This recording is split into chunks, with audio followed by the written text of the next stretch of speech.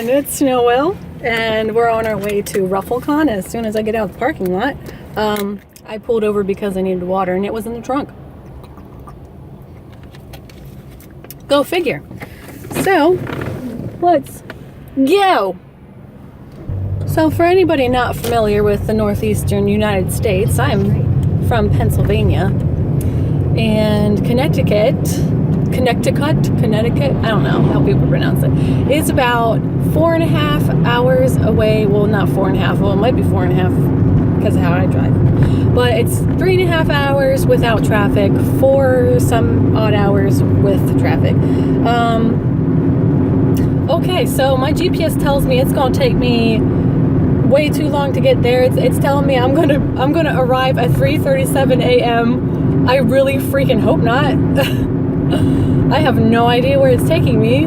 I should probably check that, but Google Maps told me on my phone that it's going to take me about 4 hours because something's probably going on. I've checked the maps at least a couple different times while I was waiting for the time to arrive, and yeah, there's all these accidents and incidents happening. So yeah, this is going to be fun.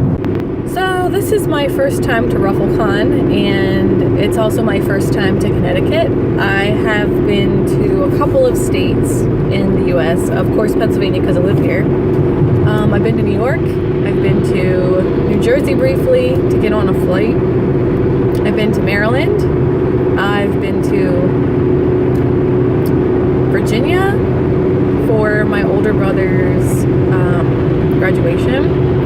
I've been to Tennessee, I've been to South Carolina, Florida, let's see, California is probably the furthest. Well, it's the only state that's really that far out west, but that's the furthest I've really, that's it. That's all I've gone to out west. So how comfortable are you guys traveling by yourself or long distances away from home? Because for me, I love traveling. I have no problem with it.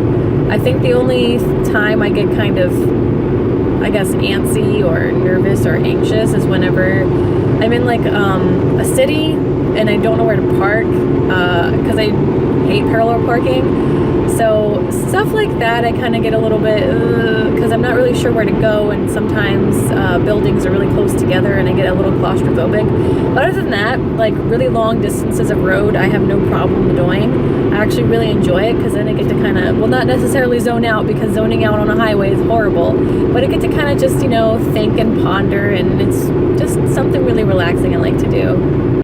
So I think the one thing that kind of freaks me out about driving, and I noticed this whenever I was taking my boyfriend up to Erie, I have really bad vertigo, and that seems a little strange because I go on airplanes, you know, once a year to go see him, every other year because we switch off. But yeah, I noticed when we were going up to Erie, to go up there, you go like up all these hills and stuff, and I found that it kind of made my hands kind of sweaty, like it made me really anxious, and I don't know if it was like because I knew that the elevation was getting higher, or I don't know what was going on. But it's a weird thing though too, because I remember playing Okami. Does anybody remember Okami? Because that was a really good game. But I was playing that for the Wii, and I remember holding my nunchuck in one hand and my, you know, whatever, my Wii remote in the other. And there was a point, I think it was called the Cat's Tower, where Amaterasu had to climb it. And, you know, to make her climb, you had to press A or something weird. And so I think to scale the entire tower, it only took maybe a minute and a half in game time or something, but it freaked me out. I remember having so much trouble with that level, or not really level, but that part of the game. And I remember the same thing happened. My hands got sweaty and I was like freaking out. But I just thought I'd bring that up because I was noticing that I was going up and down a lot of hills because I've never been this way before, so I think it's really interesting. Anywho, so I'm noticing that there's a lot of leaves changing around here. Where I'm from in central Pennsylvania, the leaves haven't really quite caught up yet, and they're still pretty green, but that was pretty interesting. So I guess the further up north we go, the more the leaves will be changing, so that's exciting. I'm pretty sure we just passed by Dorney Park because there's like roller coasters and stuff everywhere, and I'm like, I haven't ridden on a roller coaster in, let's think here, way too long. Let's just say that. Barely to New Jersey, and I'm fading past.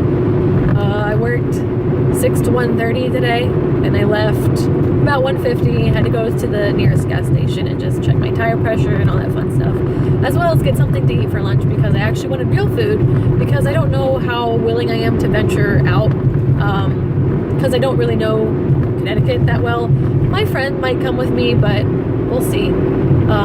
The friend that I'm talking about is a different one. It's not Hillary.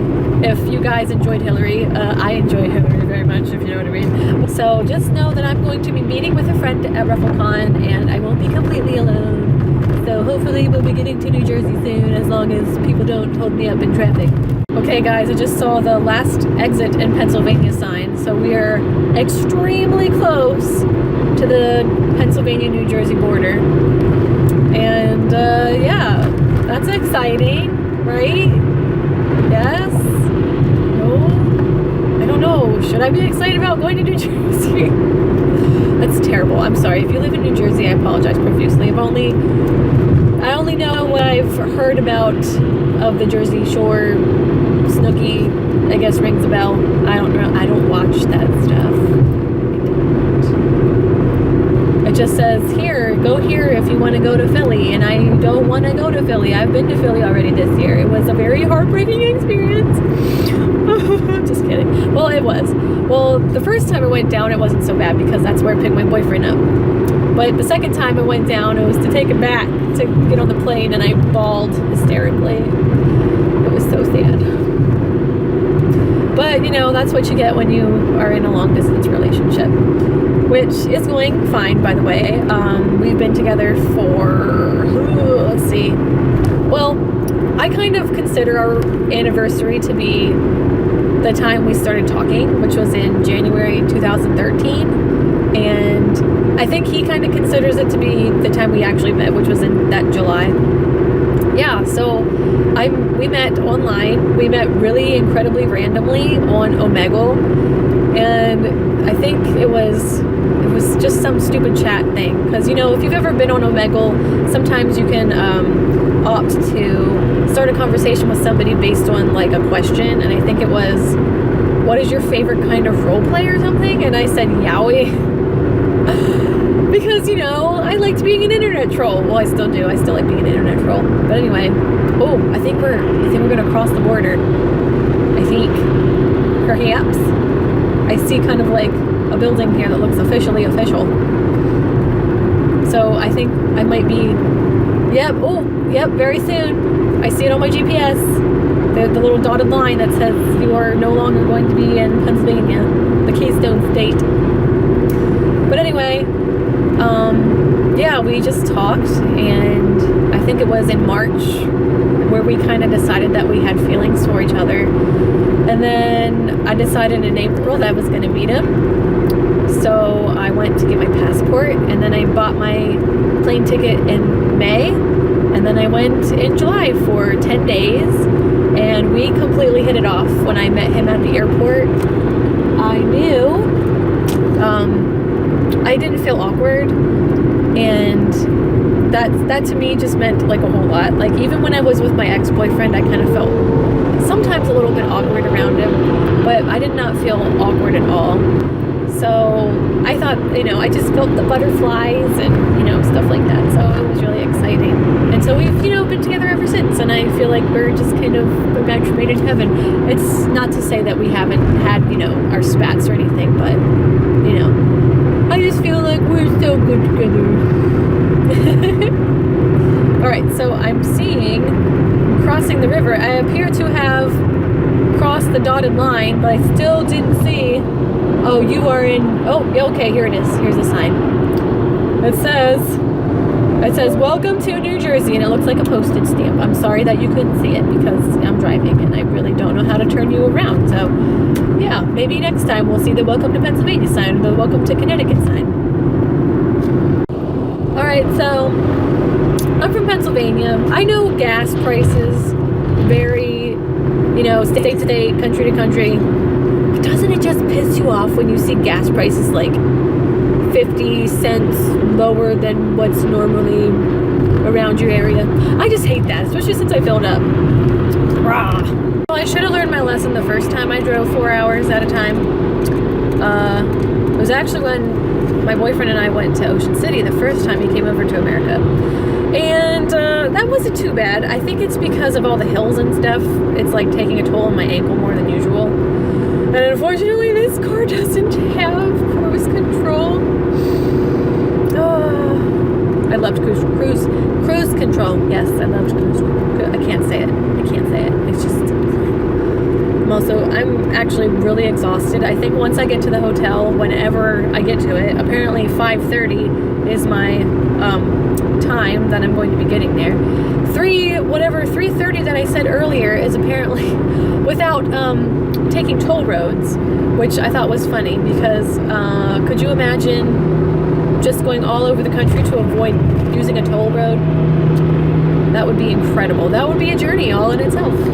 And I have hit my first traffic slowdown. Red taillights everywhere. Yeah, so it's moving relatively well, but it's just like, man, I was making such good time. Actually, no, I wasn't. I was going pretty slow.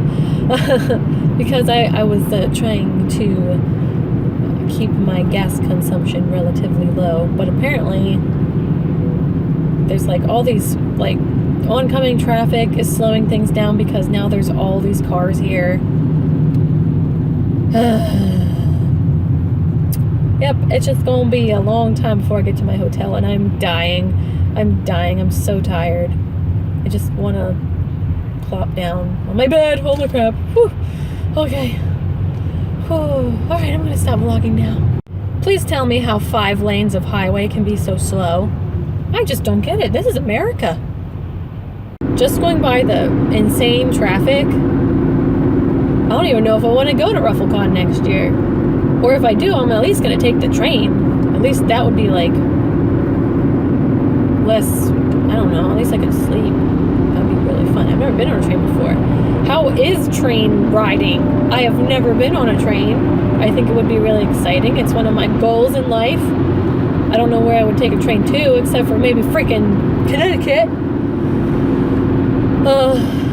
Yeah, this is why I don't travel, I guess. I mean, I don't mind driving as long as the traffic's okay, but man, I like to stop at least every 2 hours. I'm just crazy. I'm waiting to figure out when I can lift my hand up to shut the camera off, but looks like there's just a whole bunch of idiots on the road today. I just can't even.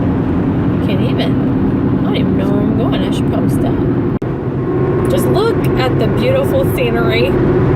Lots of cliffs. It's adorable. So, I don't know. I like driving though because you get to see just everything. Like you can see all the roads, you can see the cities. I mean, not that you can't see that kind of stuff from a train, but there's just something more, I want to say organic, but I feel like that's not the right word. There's just something, I guess, more independent about driving yourself that I just really like. Like, I don't know, I don't have to share like a cab with anybody, or are they called train cabs, train cars, train booths? I don't know. Never been on one. I really want to go on one. Man, one day.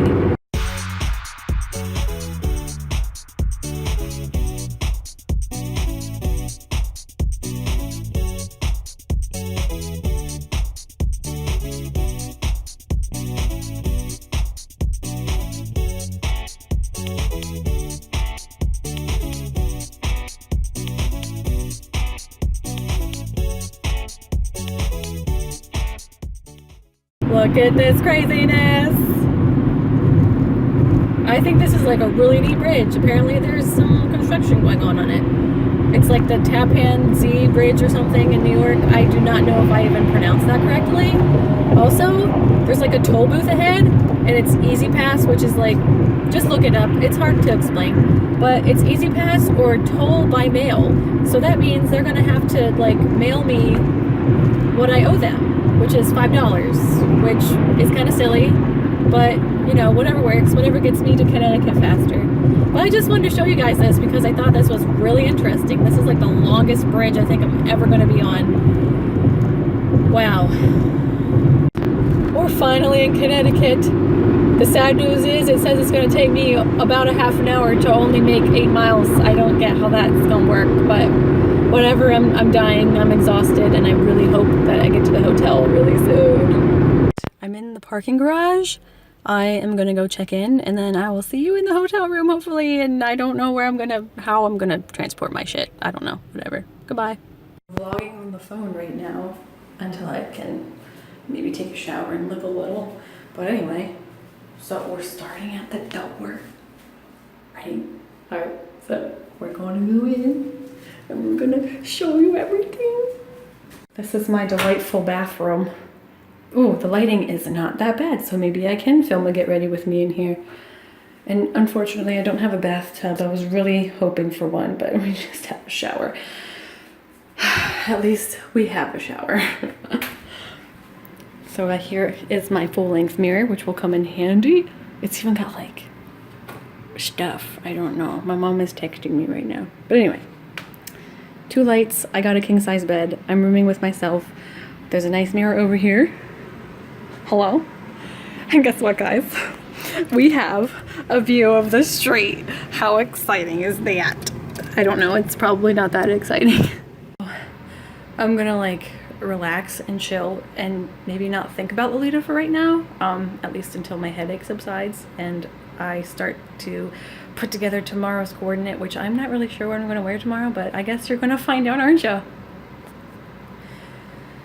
So, yeah, I think I'm gonna take a shower, get something to eat, and yeah, I'll talk to you guys probably tomorrow. Goodbye.